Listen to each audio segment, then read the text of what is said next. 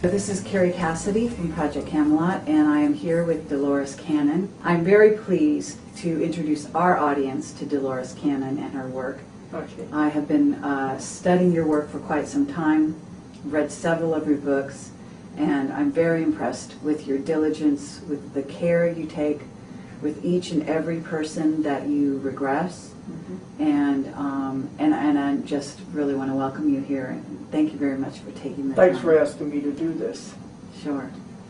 So what I'd like you to do is maybe talk a little bit about how you got started doing what you're doing, and then I'd like to launch into, as we mentioned, what you call the three waves who have come here at this time to help the planet.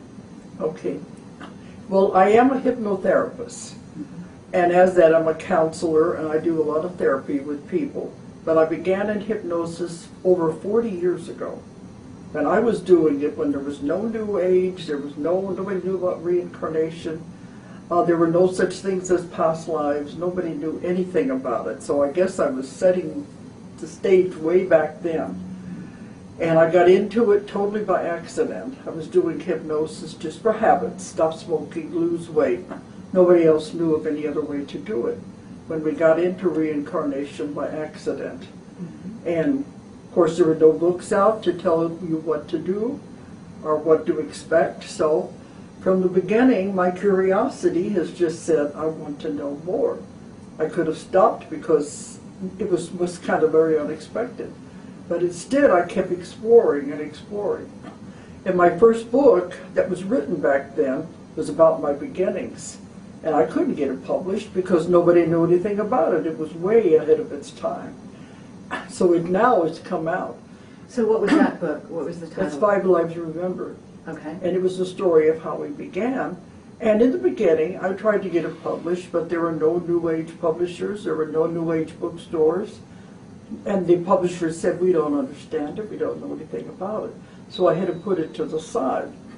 But then as I continued my work, and I began doing past life regressions and past life therapy intensely 30 years ago. So that's what I've been doing ever since. And during that time, I began to get more information.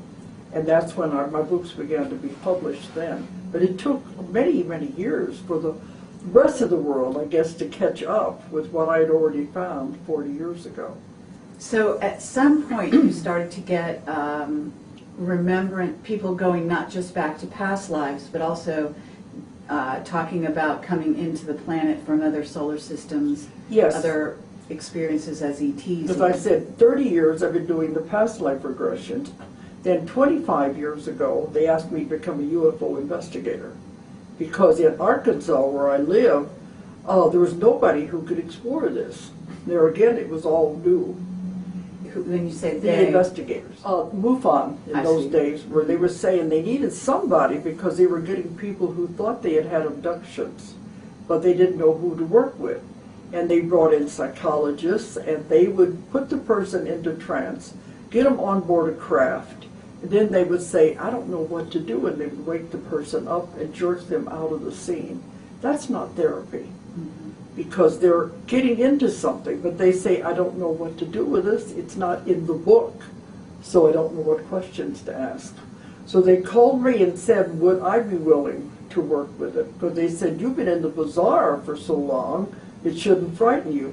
Because I was into the past life regressions, and I was used to the strange and the unusual. But they said it shouldn't frighten you, and I said, no, because I'm just too curious. So they wanted me to come to a meeting of 25 different investigators. It was a state meeting. And they were going to bring a woman from Oklahoma who thought she had had an experience. And they wanted me to put her under in front of all of them and ask questions.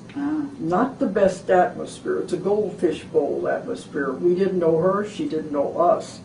And so they wanted me to see if we could find out anything about it. And I had never done this kind of work before. But all along, I've had to write my own rules and regulations in all of hypnosis without anybody telling me what to do. In my technique, you go back to a past life. So here I had to adapt it to stay in this lifetime. But it worked. And they didn't know I hadn't done it before. And we took her on board the craft, and we got a great deal of information. Mm-hmm. After that, they just kept sending me cases. And then, well, I didn't like the way the MUFON was doing it. Mm-hmm. Is it okay to say this? Or? Sure, absolutely. Okay. What I didn't like, they are so much into the nuts and bolts, the Mm-hmm. scientific.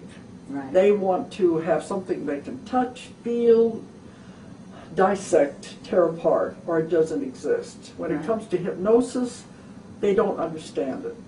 And so when I was having sessions, and some of these investigators were present, they began making fun of a client while they're in trance, Oh, wow. and making snide remarks and things. And I said, I can't have that. I will not subject anyone I worked with to that. Mm-hmm. And I just thought they were not serious about what I was doing. So I decided then I'm not going to work with them anymore.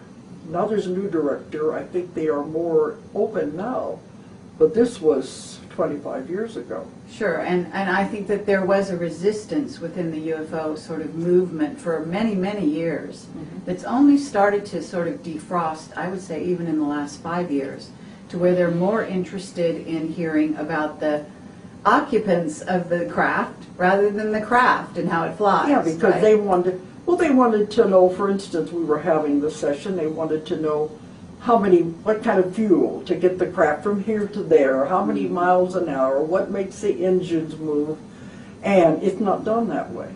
Right. They're propelled by thought. There are crystal powers on board the craft, but it is mostly done by thought. Sure. And by the group thought of everyone on the craft can do this. And they don't go from this planet to the next planet out there. They go through dimensions. Mm-hmm. Well, they couldn't understand this. And they just thought, oh, this is a bunch of, crap. And so they were making fun of what I was doing. And so I wasn't going to do that. But I had one man, Louis Farish, if you know him.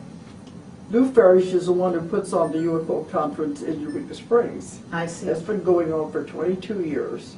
And he was like my confidant all the way through. You have to have someone you can talk to and bounce ideas off of. And he was always open. So I shared everything I found with him. I didn't share with MUFON anymore. And I began to go way beyond what they had found and what they were interested in. So let's fast forward a bit, because you're now writing these books called The Convoluted Universe. Yes. And what you began to find with your clients was that things didn't follow a linear sort of pattern. Isn't that right?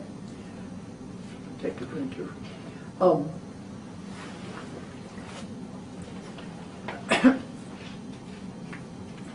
As in the beginning, it was just taking them on board the craft. My book that I've written about this, my 25 years, is called The Custodians. Because all through my work, I've not seen any negativity. It's always been positive. This is the way I see them, as the custodians of our planets. The first book I wrote on it was The Keepers of the Garden. We are the garden, and they are the gardeners. And I've never found negativity, because I could see why they were doing what they were doing and the reasons for the whole thing. Okay, and when you say they, who are you talking about? The ETs. Okay, and I have you, but different descriptions of different groups, because there are many. But this is what people find strange. I guess your audience will accept it. As I began doing the normal, UFO abduction scenes where they're on board the craft and everything, and they're always full of all this fear and all of that. See, I work in the deepest possible level of trance, which is called the somnambulistic level. Mm-hmm. Most of the other investigators and the hypnotists work at the light levels. At the light levels, you still have the fear and emotion involved with the experience. But in my method, we take the conscious mind out of the picture altogether. We get into the deep level, and you can find the real answers. And when we're at that level, they don't experience emotion and pain or anything. Mm-hmm. And this is when things began to get strange, because while I'm talking to the person and I get them into the deep level, they might be crying, they don't know what's going on. Then all of a sudden they calm down and we're able to talk. Then the other voices began to come through. And the first time, the little mechanical voice came in and said, "We are scanning." And it's like, okay, what's going on here? And you could feel a vibration through your body. And then they said, all right, she's the one we're supposed to tell.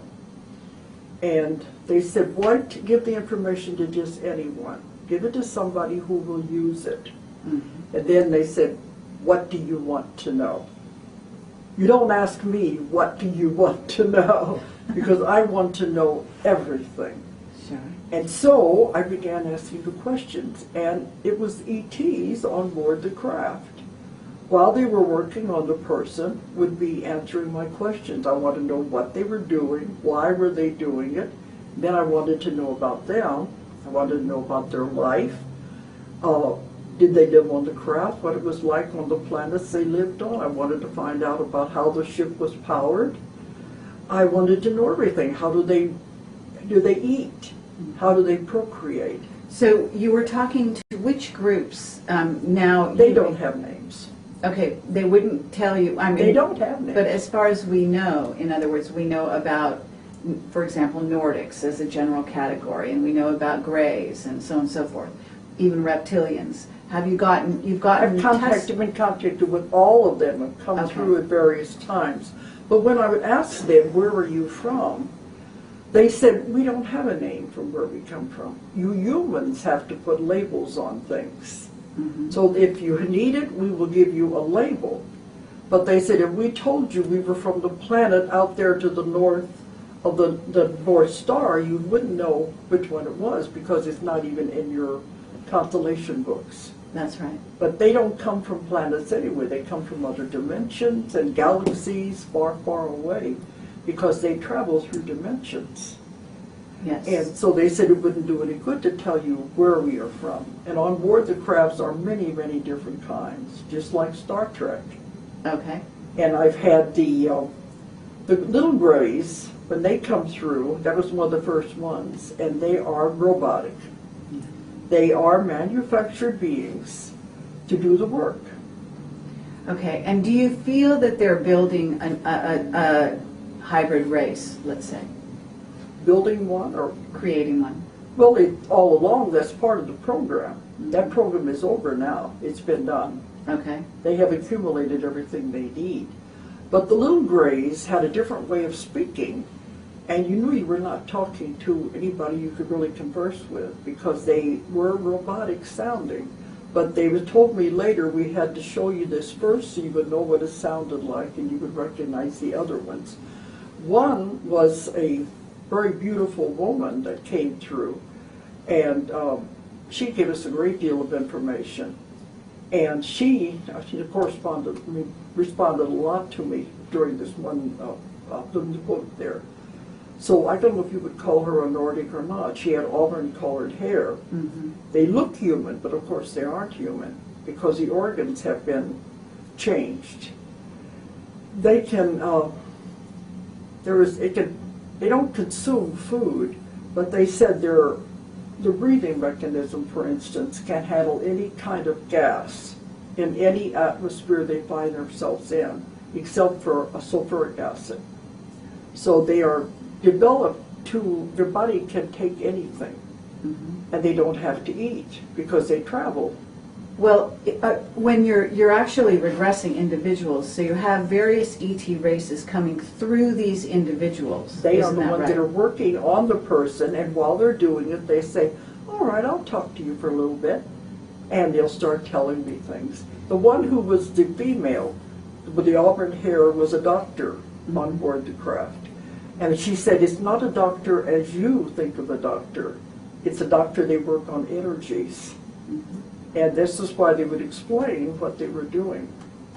Okay, but you're also doing therapy on the person themselves, right? Yes. And so you're talking to the ETs and you're dealing with the person. So your subject matter has to also relate to that human being that the ET's coming through, isn't that right? Yes, because they will explain what they have done to the person, why they have done it, and then by the time the person wakes up, they'll say, well, if that's what happened, I can live with it. Most of the other therapists work in the emotional level, just only frightening because they don't understand what's really happening. They told me the ideal situation should be that the person never remember anything about the experience because they have been coming since the beginning of the earth, taking care of humans since the beginning of the earth. And they don't want to interfere with the individual's life.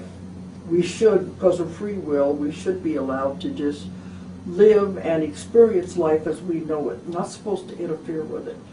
But they said because the chemistry of the brain has changed, the pollutants in the air, the additives to the food, if the person is on drugs of any kind, recreational or medical drugs, if they are drinking on alcohol, it changes the chemistry of the brain. Mm-hmm. Thus, when the person remembers an experience, they don't remember it all. Usually it's parts of an experience or a dream. They are remembering the experience in a distorted fashion. So it's not correct. And that's why they're scared. They think they've been raped. They think all kinds of horrible things have happened to them. And this is what the ET community, the UFO community, they exploit that. They have speakers come and talk about all the horrible things that were done to them. Well, I can have the same person that somebody else has got this horrible story from. I do them, we get a totally different story because we find out what really happened. And it's not at all what they thought it was. Because of the chemistry of the brain filters the experience. That makes a difference. Okay. And perhaps you are also, because you're the receiver, right, on a certain level, so you have a certain openness to accept whatever might come, rather than to preconceive or have a... But see the therapy for the person. Some of them are afraid to go out of their house after they work with other therapists. They're afraid to go anywhere because they're afraid to go to sleep. And when you find out what really happened, that's therapy. And that's what I work with. Okay, but you're working with my lab individuals that have been military abductions. You're familiar with that? I've never done the military abduction. You've never had any exposure with that? In 25 years, I've never had anyone that had anything to do with the military. Other people say they have, but it's interesting that mine have never been that way. Okay. It's always been, they don't like the word abductions. They prefer to call it visitations. It's always been people that had problems. And they had partial memories, and they knew something had happened. They had missing time, and condensed time is much more exciting than missing time. Okay, so let's talk about the future of the Earth and what kind of waves have been coming, because there have been, there are people on the planet, as you mentioned in your lecture, and I think a lot of people can go online and get other lectures that you've done and so on and so forth. But why don't we talk about the waves and then what's coming in the future? Because I have found everything from how the earth was created to how they began life, and they did begin life and start us. And they've watched over us all the time, all the way through. But it's interesting that I've never found the military abductions. Yes. The military might be involved, but I haven't worked with those kind of people. But let's go back a minute. You were talking about the different races. I've had many different ones come through. Some of them you wouldn't even recognize. They're not any pictures you've ever seen. But they're able to communicate because it's mind to mind, but they speak through the person I'm working with. Sure. And I have information that I can tell you that you wouldn't believe, but you want to focus on this other. Well, okay, we'll be happy to hear some of the information I wouldn't believe, if that's what you think. Well, whatever. I don't know where you want to go. Yeah. Well, I'd like you to talk about, because you started off, you kind of ended your lecture yesterday, basically with the 3 waves and then the future of the planet, and then we can kind of go back to some other things after that. There's one part, can I say it before I forget it? Sure. Because I had one that was on a craft that happened off California coast, and she was taken out. The car and all was taken up into the craft, and she had no memory of any of this. But when the person, the ET, came through, was explaining what was happening while they were working on her, he was saying that with their minds, the big eyes they have, and I was wondering how they see. He said, from where I am now, they were in the craft over the highway. He said, we can see all the way out to the ocean.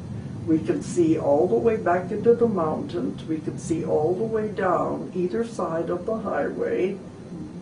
And we can see all the people in the little boats and all the people in the cars on the highway and all the people in the houses all at the same time. That's how they perceive. Mm-hmm. Wonderful. It's not at all the way we would think it. That's right. And they see what they're thinking. And when they were with the person, the little grays were all crowded around her giggling, and they said, you know what they're looking at? I said, no. They said, they're watching all of the veins, how the blood is flowing through the veins. They could see inside of her, and how all the little things were working with the brain, and the fluids were operating in the body. They could see all of that by looking inside the person's body. It's not at all what you think it is. I understand. That's the kind of thing I find fascinating anyway. Uh-huh. Okay. But with the three waves, you've got to understand that they created life on Earth. I understand They that. have been taking care of us since the beginning of time. Therefore, they monitor everything that we do. They watch us constantly because we are part of the records that go into the history book in the council. They have histories of every planet. Everything that happens is in the history book. So they have been monitoring everything that happens on Earth all that time. And whenever something is needed for Earth, some kind of a new invention or a new energy, a new power, it is given to us. Mm-hmm. But yet we have free will, and they do have the directive of non-interference. You cannot interfere with a developing civilization. I know that's Star Trek, but it's not fiction, it's real. I think that most people will actually know that because they know that we're on the brink of a complete change on the planet. They would always give us the next thing that we needed in the growth of a civilization. And I asked them, isn't that interference? They said, no, because we give it to you as a gift when you need it in that time. What you do with it is your own free will. And most of the time what they give it to us for, we don't use it. We turn it into a weapon or something negative. So I said, can't you just come back and tell the civilization you're not doing it correctly? They said, no, because that is interference. Mm-hmm. So they have to just watch and shake their heads. People, you have free will, you can do what you want with it, but you're not doing what we intended you to do with it. So that's what leads up to the three waves. Okay. Because they were monitoring us all this time, shaking their heads, thinking, what in the world are they doing with all of this? And then at the end of the World War II, 1945, when we dropped the atomic bomb, that really got their attention. They said, we better get down there and see what these kids are up to. And when they came in, saw what we were doing, they said, it's not time. We were not supposed to have that energy yet. That was not in the timeline. Whenever we were supposed to receive atomic power, it was supposed to be used for peaceful purposes and not as a weapon. And it was not intended. So when they discovered we had done that, they knew they had to do something to help with it, because otherwise, they said we could destroy the Earth. Earth was not developed enough. We're still too cramped into karma, on the wheel of karma. Mm-hmm. And we can't handle anything like that. So they said, the Earth is not ready. So they went back to the councils and were talking about it. What are we going to do? Because these kids can't handle it. They will destroy the Earth. See, the only time they can interfere is if we would get to the point of destroying the Earth. Then they would have to stop us, because if we destroy this one little tiny planet here, it can have reverberations out through the solar system, out through the galaxies, and through other dimensions. And it would cause all kinds of havoc. So they said that could never be allowed. That's the only time they could ever step in and stop us. Okay. So they didn't want to do that. So if you remember, at the end of the 1940s is when the UFO plaque began. Mm-hmm. That's when we began to see more and more, because they were coming and watching and seeing what we were doing. So there are councils. There are councils over solar systems, councils over galaxies, councils over universes. There's definite rules and regulations about everything that happens with the galactic community. It's not random. So they went back to the council and they were very upset. They said, what are we going to do? We can't just come in and say, stop it, interfere with them. Mm-hmm. So they said there was a lot of discussion, and they came up with what I thought was a brilliant idea. They said, we can't interfere from the outside, but what if we could influence from the inside? And that was what they decided to do. Because the people on Earth were caught up in karma. They were not going to be able to make advancements, not going to be able to move forward. So the idea was to bring in pure souls, souls that had never been on Earth, souls that had never accumulated karma. And where are they going to get these souls from? So that's when the call went out. The call for volunteers. Come and help Earth. Earth is in trouble. And now when I'm doing the sessions in the last 2 years, everything has changed. Now these people have been coming since the late 40s, early 1950s. They've been coming into the Earth, but they don't know what their purpose is. And they look like everybody else. They're totally human beings. They have their problems. They're not ETs. They don't have antennas. But they have ET souls. That's the difference. That's what people have a hard time understanding. Because your soul, you know, is not just in a human body. It can travel. We've all been ETs. We've all lived in other dimensions. Mm-hmm. And we just continue going from body to body. So that's what people don't understand. It's not just life on Earth. So the call went out for volunteers to come and help the Earth. Earth is in trouble. So now when I'm doing the sessions, it used to be they would always go into a past life, and we would find the answers to their problems in the past life. Mm-hmm. Now the only time they go into a past life is if they have karma to be repaid and problems to work out with their families. But instead, I'm getting people who go back to the source, which is God, mm-hmm. and have never been on Earth before. They never left God. Or they're going back to where they lived on other planets, or spaceships, other dimensions. And so they don't go into past lives. The session I just completed today was another one. Oh, uh-huh. I just came from Hawaii. The demonstration I did for the class in Hawaii was the same thing. So it's happening more and more with the people I work with. And for instance, well, I talk about the ones that come from God.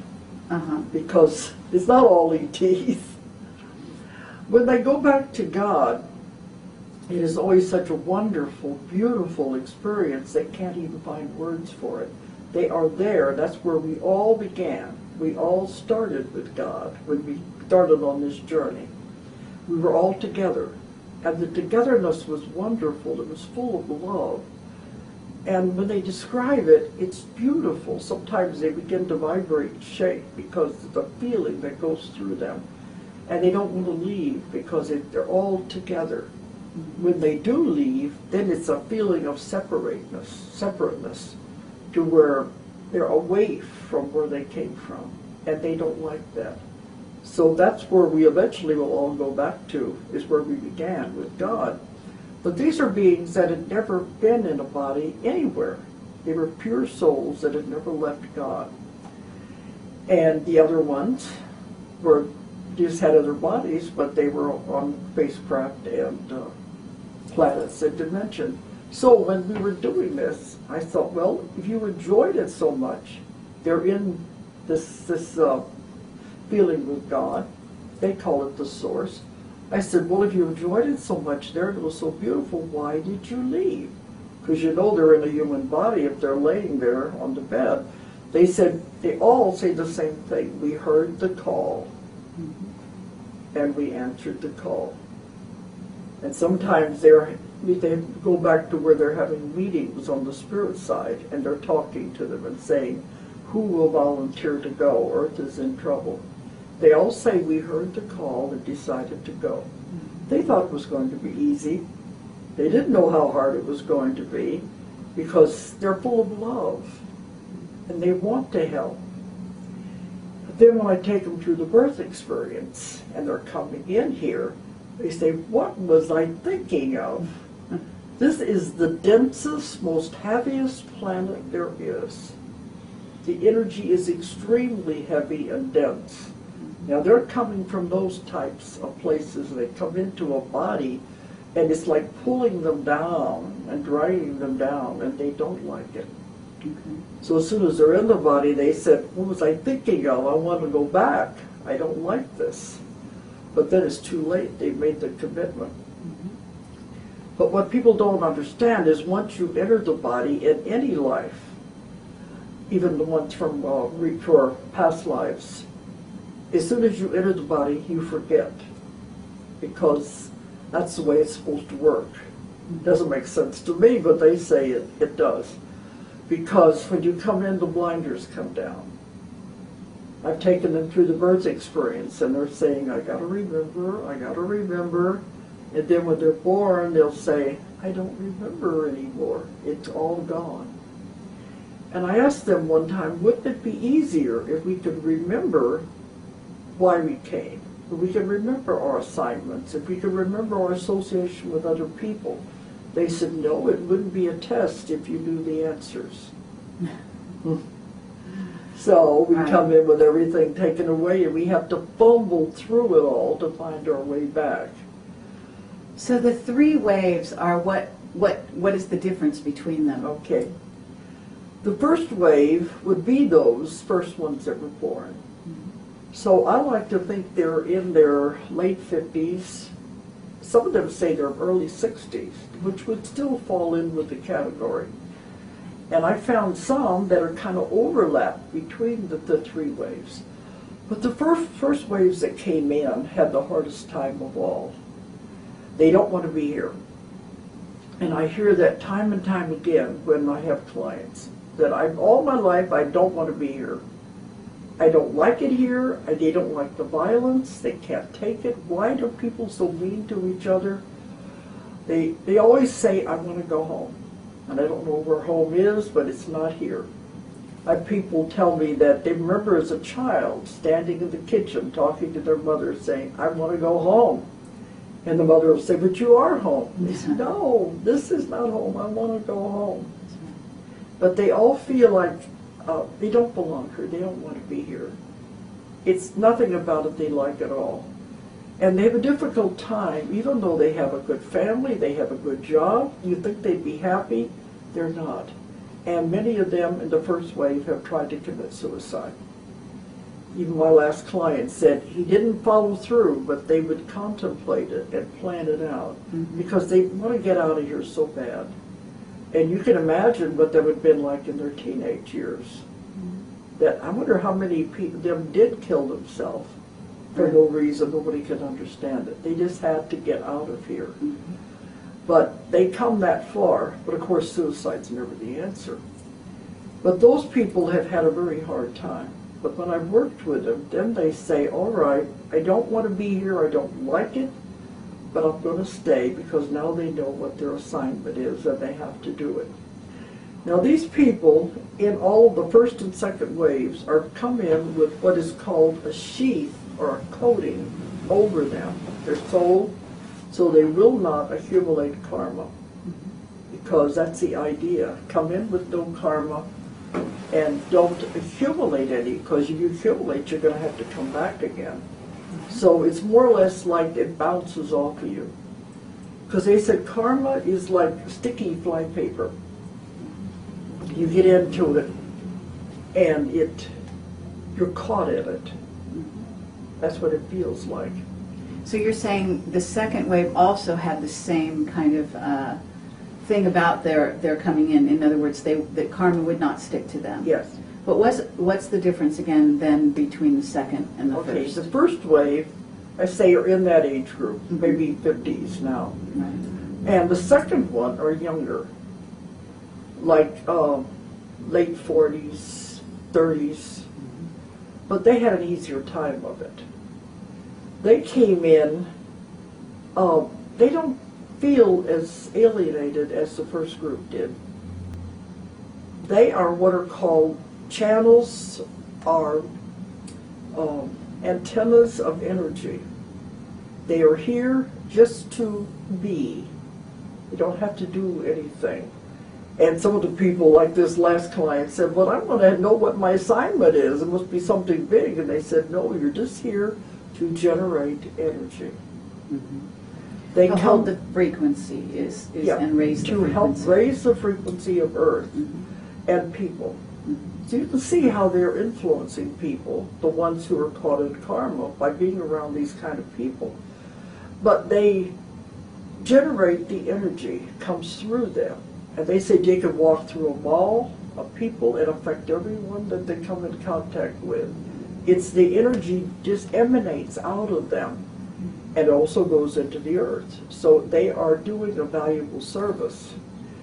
But many of these people in the second wave, some don't get married. Even the first wave don't get married because they don't feel right.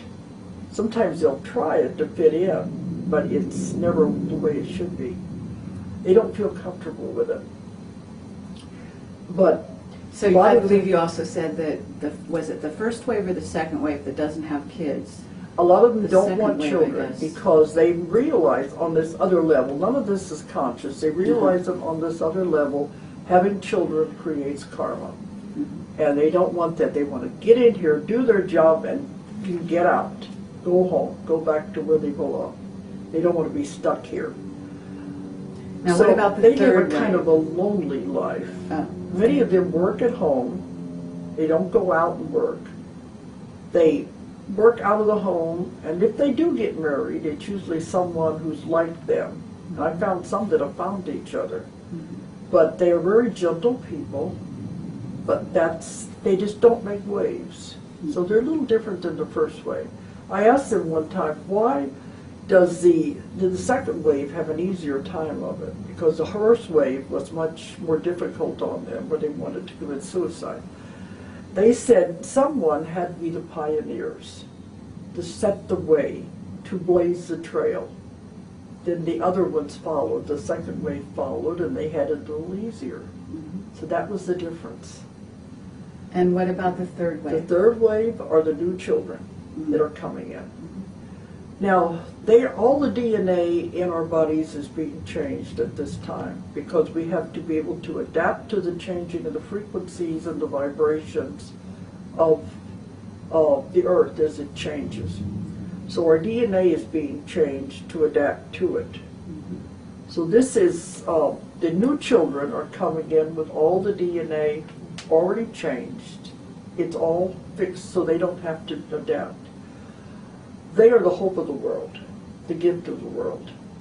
That's why the last thing you should be doing is putting them on drugs. I agree with that. I speak at conferences about the new children, and they have panels where the children tell themselves what's going on, to tell what they're experiencing. The reason why they're considered disruptive is because they're bored. They come in, they learn things very fast, they know more than you think they know, and yet they're treated like children, like they don't know. Because they said, in a class, the teacher will ask them the answer to a question, and they'll tell them the answer to the question. And they'll say, how did you find that answer, especially in math? They say, I know it. That's not good enough for the teacher. Sure. And so a lot of these people just know the information. And then they say it gets so boring because the teachers have repeating. They said, I got it the first time, but yet they keep going over and over with the class. So that's why they get disruptive. They're bored. Sure. So they said, the ones I work with on the other side, they say the best thing you can do with these new children is to give them challenges. Something to do away from the other classroom, well, even if they're in the room. They said even if you give them something to tear apart and put back together again, it's giving them something to do with their mind They're just sitting there waiting for the rest of the class to catch up with them. Sure, probably learning by rote is not interesting to them whatsoever. It's not, because they learn so fast. Mm-hmm. So you've got 3 waves More coming of to those the coming planet. in all the time. I understand. Yeah. You've got 3 waves coming to the planet to help raise the frequency so that we can go through what, now I don't know how you refer to it. I know that you talked about what is in essence sort of a second Earth that is being created. The new Earth. And this is also something that Laura Knight Judzik, who I also interviewed, talks about. And she talks about a wave that's coming, or we're entering. It's already here. Okay. We're already in the middle of it. Yes. It started about 2003 is when it became more obvious. Okay. Does she talk about the 2 Earths separate? Yes. Well, in essence, going from into 4D, the 4th dimension, It's and 5th dimension. 5th dimension. Yeah, we Okay, skip and you're- in 4th dimension. 4th dimension is time. Okay. And so you believe that the Earth is going into 5th dimension? It's already going. Okay. And that's the information you're getting? Yes, but it's not the Earth. Mm-hmm. It's separating into 2 Earths. Okay. That's why I didn't know if she talked about that. Well, not specifically calling it 2 Earths, but the The idea old is Earth that and the new Earth. one group of people will stay behind and not, in essence, evolve at this time and move on to the next dimension. That's what's called the old Earth. Mhm. They said they will stay with what they created. Mhm. And that's all the turmoil and the violence and the wars and the catastrophes that are going on. That's the old Earth. Okay. And then the frequency that's being raised, how do they describe the new Earth being created, then the people going to the new Earth? It's beautiful. It's wonderful. Mm-hmm. It's it's like paradise. When we Okay. go, they say when you go, step through and don't look back. You don't want to see is what's happening with the rest. But it has to do with raising the vibrations and frequencies. Now the planet, you must remember, is a living being. Mm-hmm. It is evolving. It is doing its own thing. Mm-hmm. So as it evolves, it is changing its vibration and frequency to move. It doesn't care if the rest of the world goes with it. It doesn't care if the human race goes with it. We're like fleas on a dog anyway. It just as soon get rid of us. So, But isn't it true there are some people are already going into this other No. Earth? No? no, This is not what you're hearing? no. All right. Not until your frequency and vibration is correct. Uh-huh. And are you not hearing that, in other words, that this second Earth has been already prepared? That's something different, totally.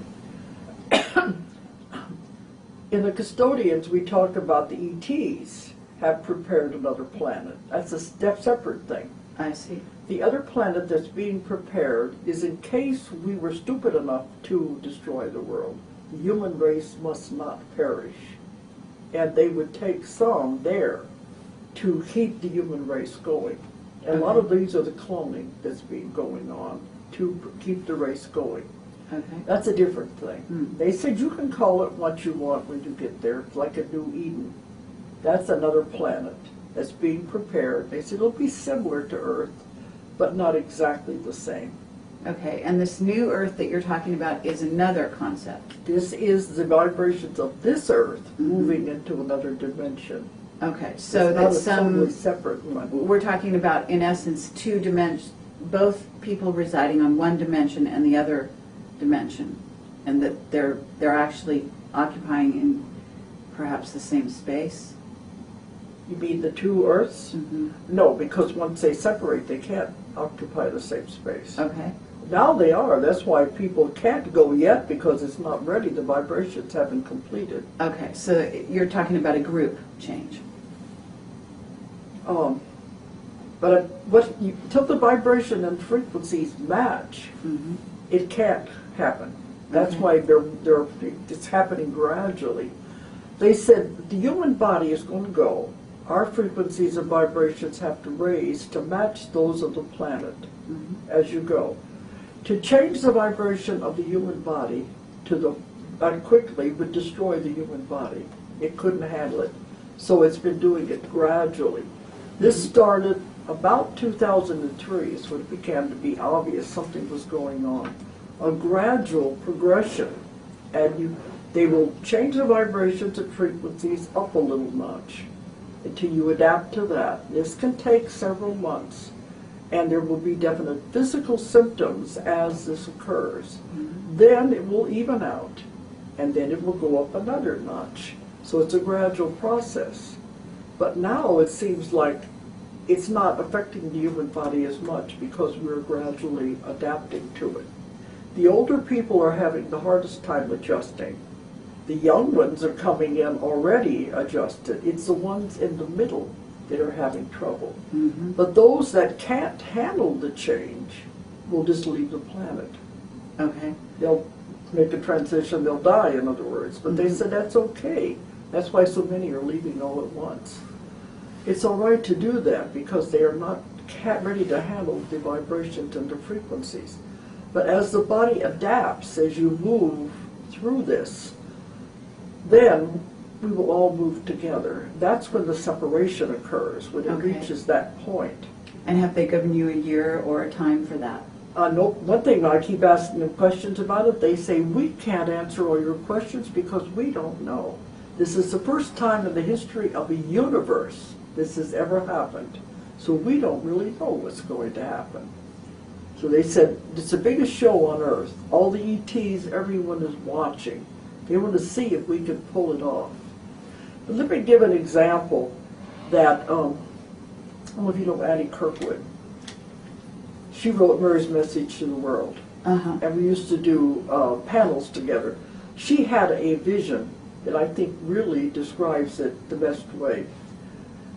But it's very hard to understand the concept of things splitting and becoming two. But it's evolution is what it is. She saw the Earth. And then she saw it begin to pull apart like a cell does when it divides. And as it began to pull apart, she saw it break apart into two Earths. One was the new and one was the old. And over here, she heard them saying, we did it, we did it, we did it. And over here, it was like, heard them saying, we did it, we did it, we did it. And over here, it was like, poor thing, she died believing all that. So, the one will not be aware of the other ones. It's like in the Bible, in the book of Revelations, when they talk about the new heaven and the new earth, one is left and one is taken. It's that concept. I understand. Okay.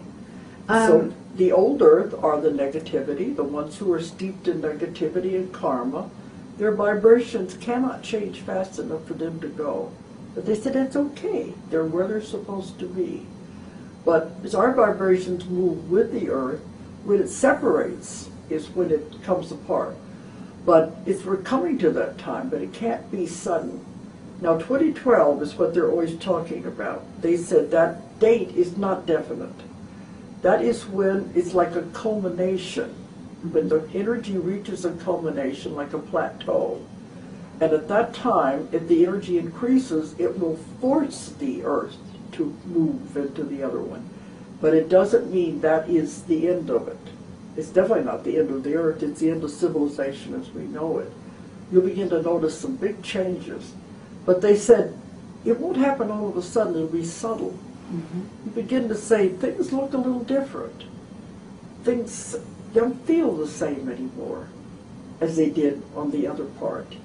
But as the two moves apart, but that is what happens between the two. So it's a little hard to understand. There is a definite separation. And when I was telling that in a lecture, this one man came up to me afterwards and he said, now I'm a businessman. I've never had this happen to me before. But I've got to tell you what happened when I listened to you describe this vision. He said, all of a sudden the auditorium disappeared. I was out in space and I saw it just exactly the way you said.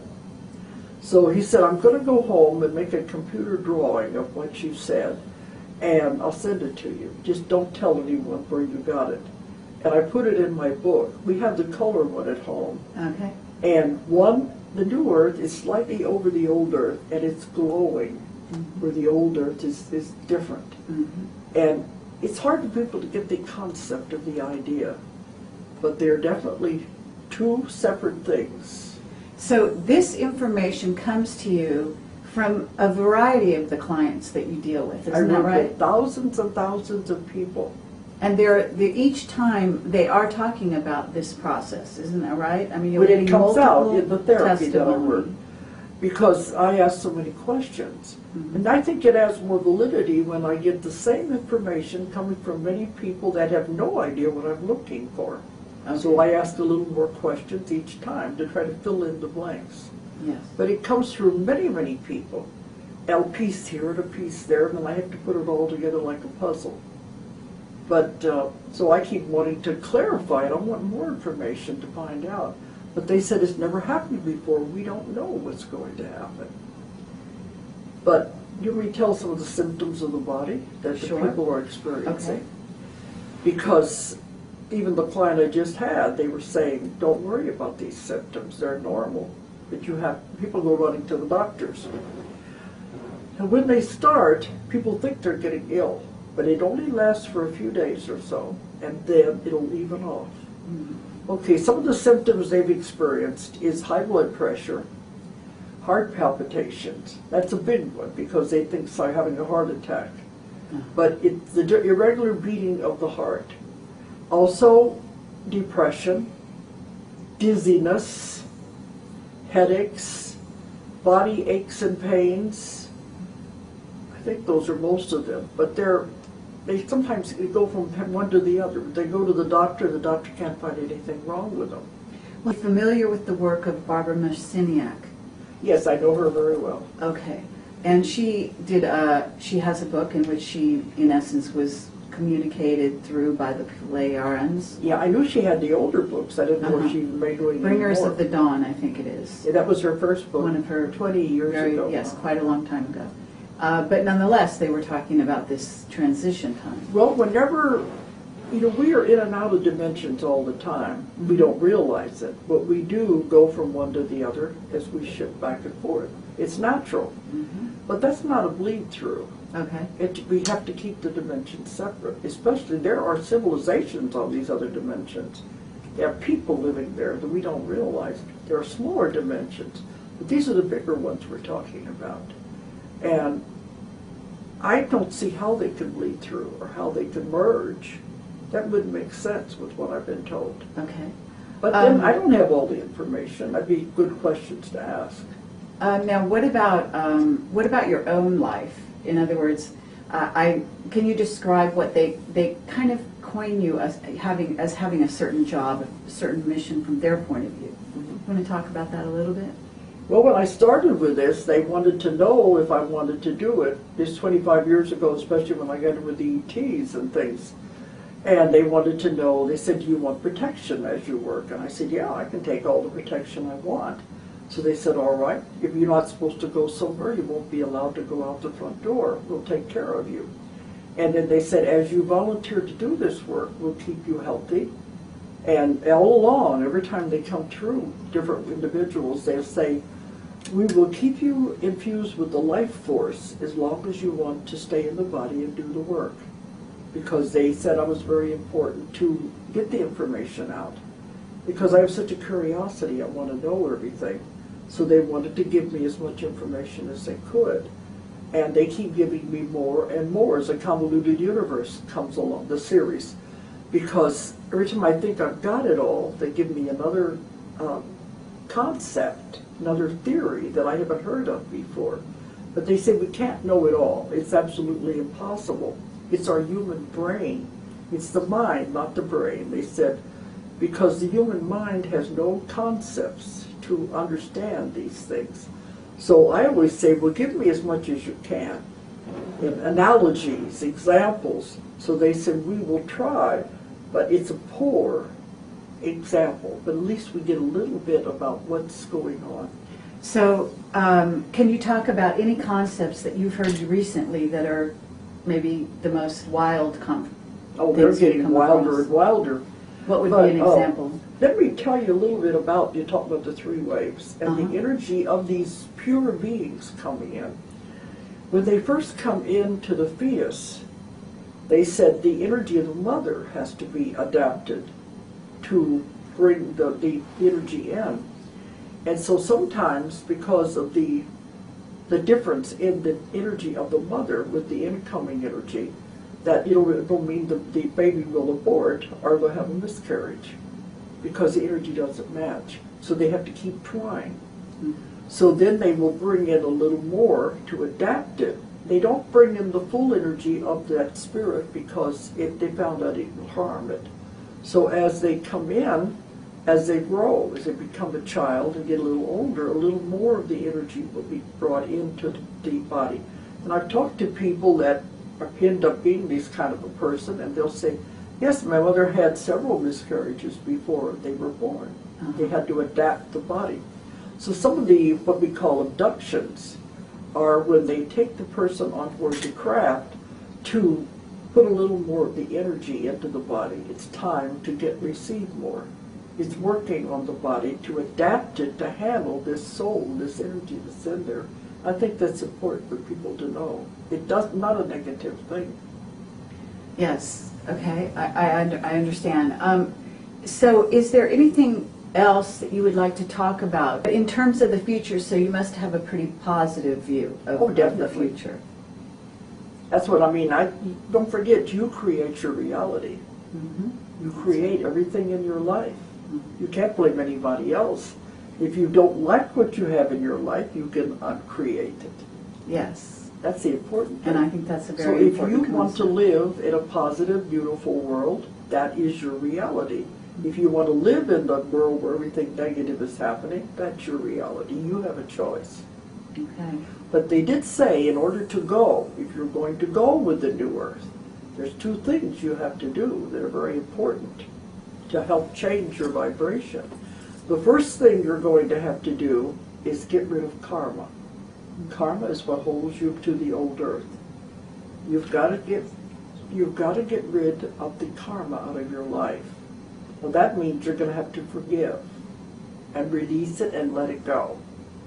It doesn't matter if you came from a bad home where your parents treated you horribly. Let it go.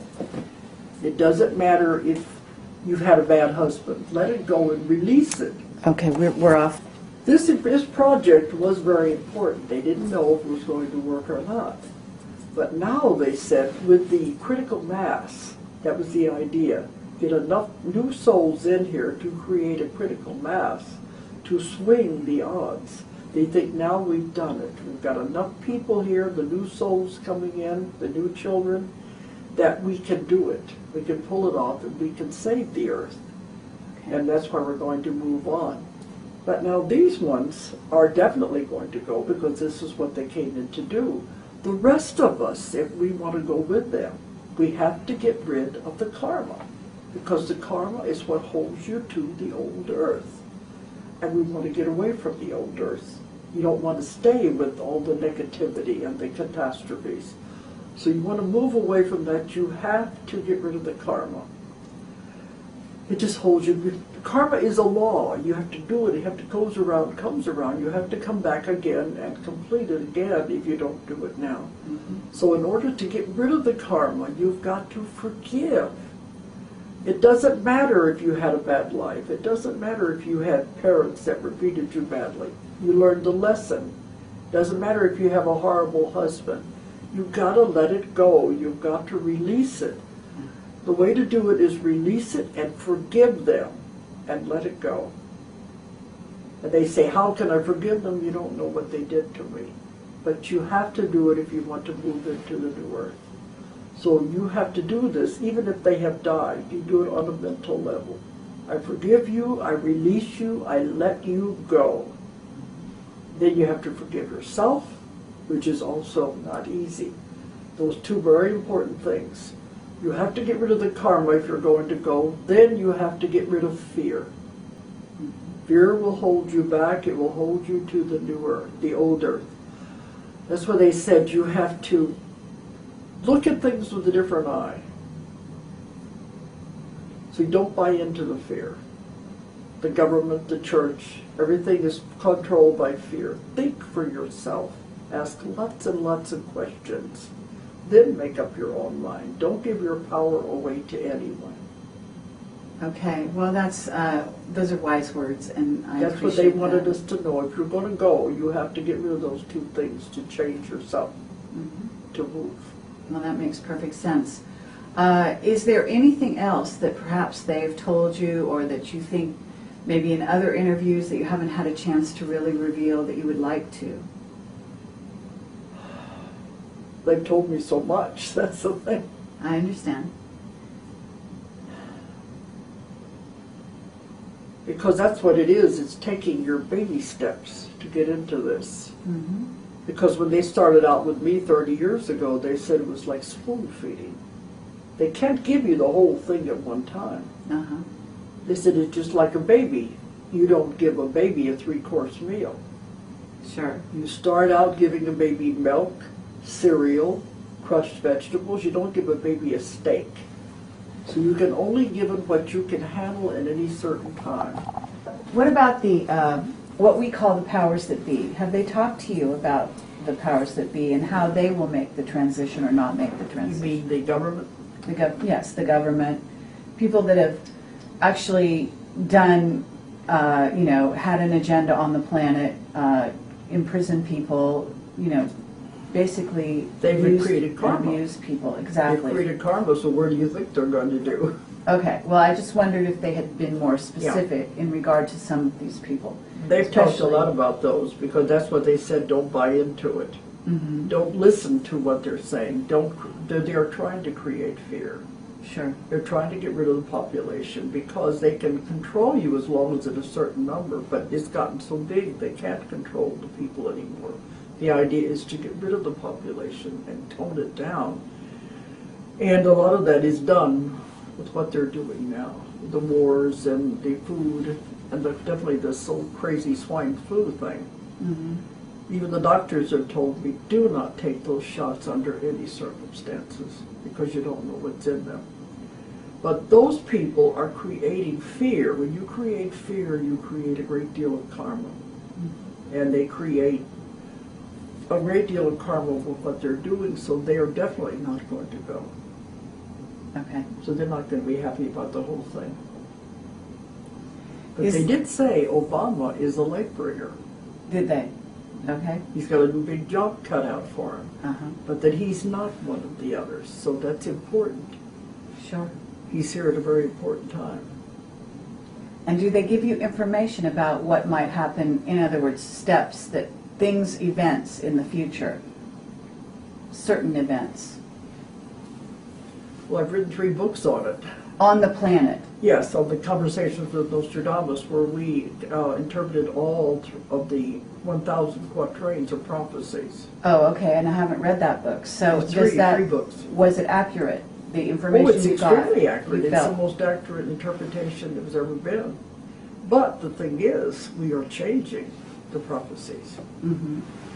Because he said, even in the books, if I tell you the most horrible things you can do to each other, will you do something to stop it? Because that's the idea. If you tell someone the future, they can make changes.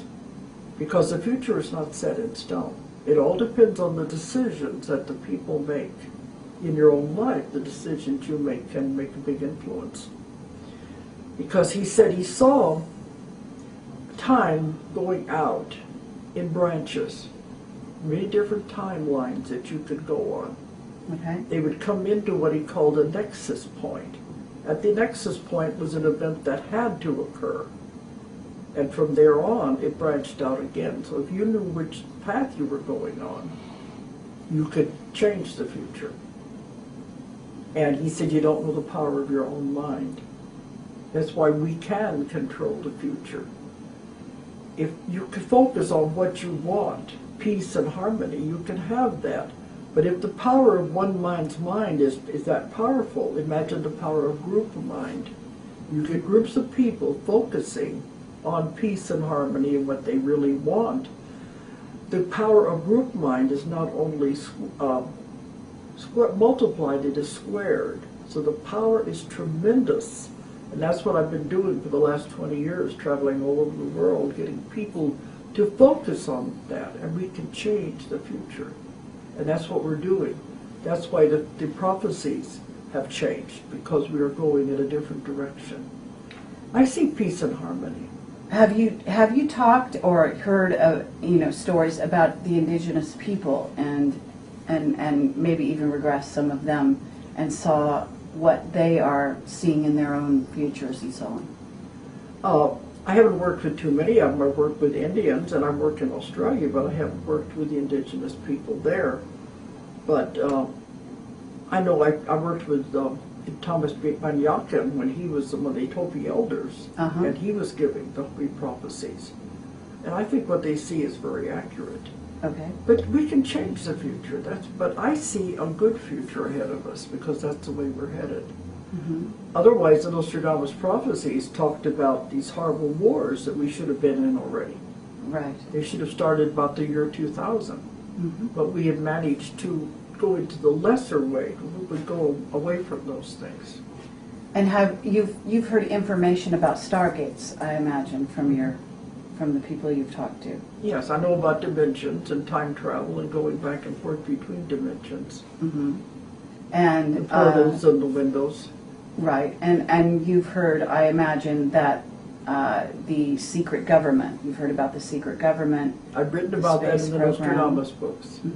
He called it the cabal, the government behind the government. And that they are doing, that they are using the stargates and going basically out into the solar system. Yes, and they're also doing time travel. They're doing a lot of that. I don't like to be involved with that. Because I've had some problems with that. Oh, really? With the government, and I'd rather not get over into that. But yes, it is very real. Okay.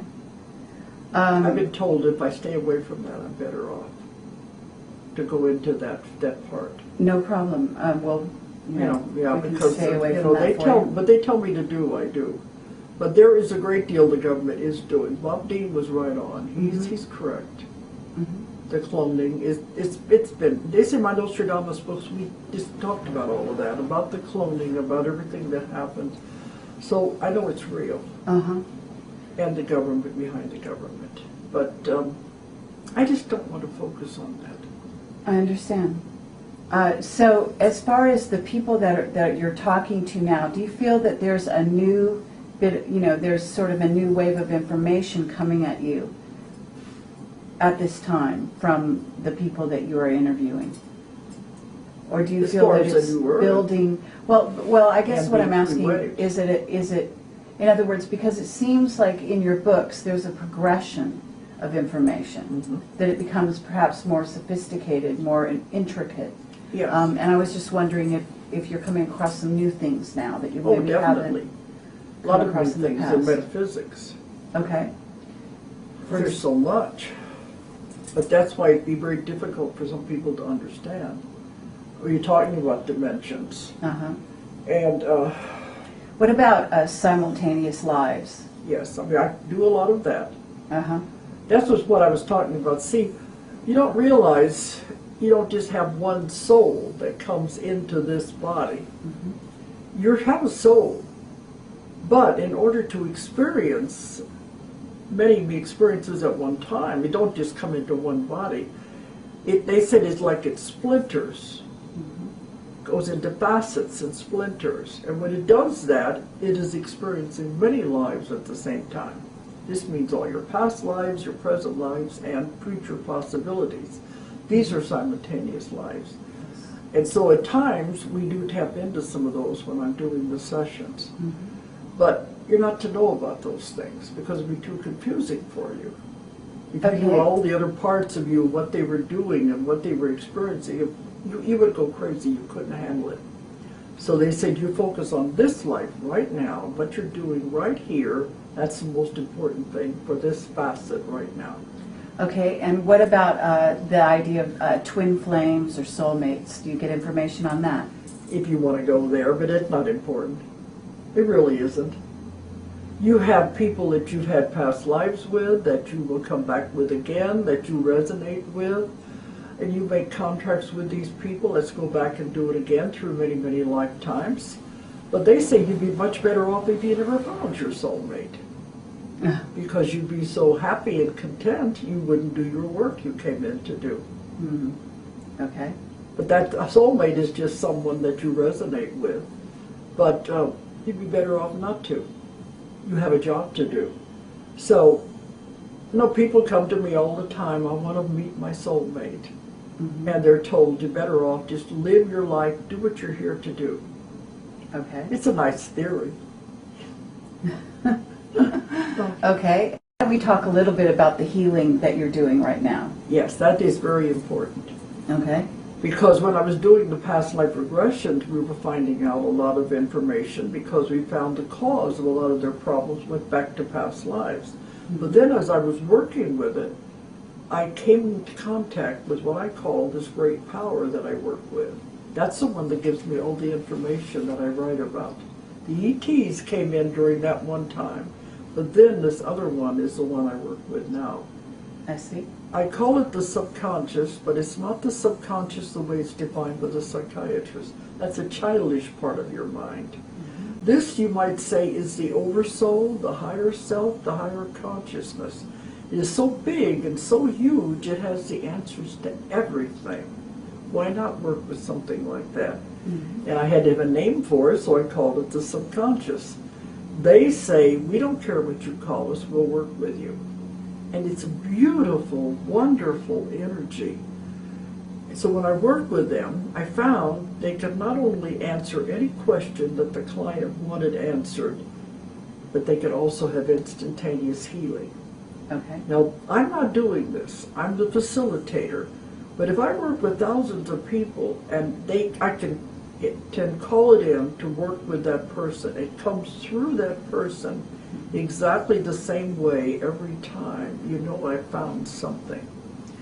But it's miraculous. I have people now coming from all over the world to my little office in Huntsville, especially to have the healings.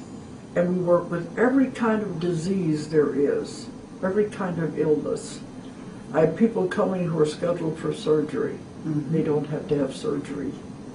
People are ready for liver transplants, kidney dialysis. They don't need it anymore. Because you make yourself sick. And if your mind is powerful enough to make yourself sick, it's also powerful enough to heal it. And find out, why did you make yourself sick? That's what I do with the therapy and with the sessions. Find out, where does it come from? Then they can come through and heal immediately. And it's miraculous to watch. It's like electricity, electric currents. Energy flows through that person.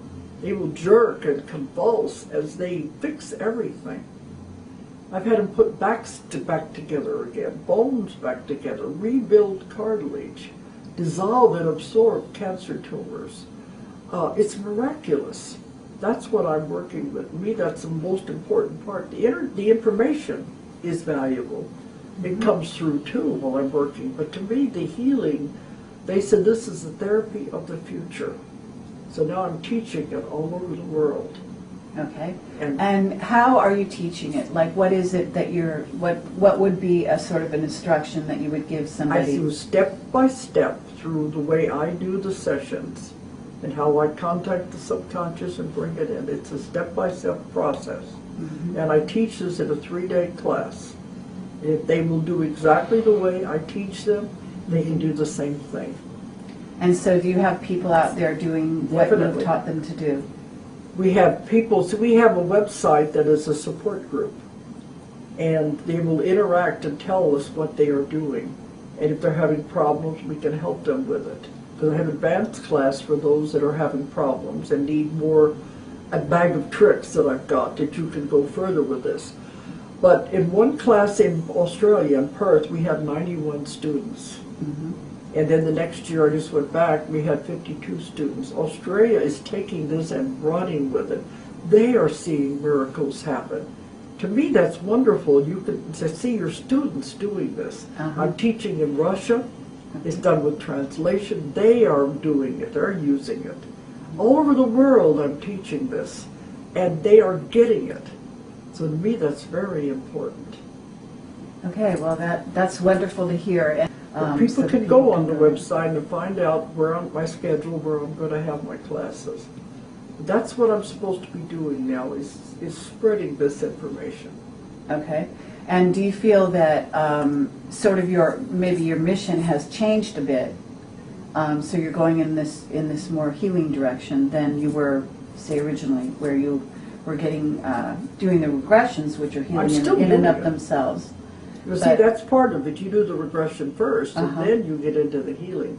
Okay. It's all part of it together. And in essence, you have to make sure that the person actually wants to be healed, because isn't it true that some people wish to keep their sicknesses? I know, I get people like that.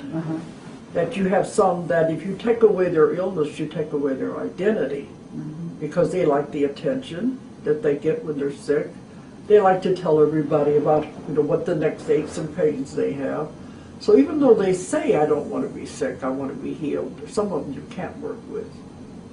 But otherwise, if they really want to be healed, this is a wonderful way to do it. Okay. And it's instant. I only see the client one time. That's all it takes. So I'm still getting information.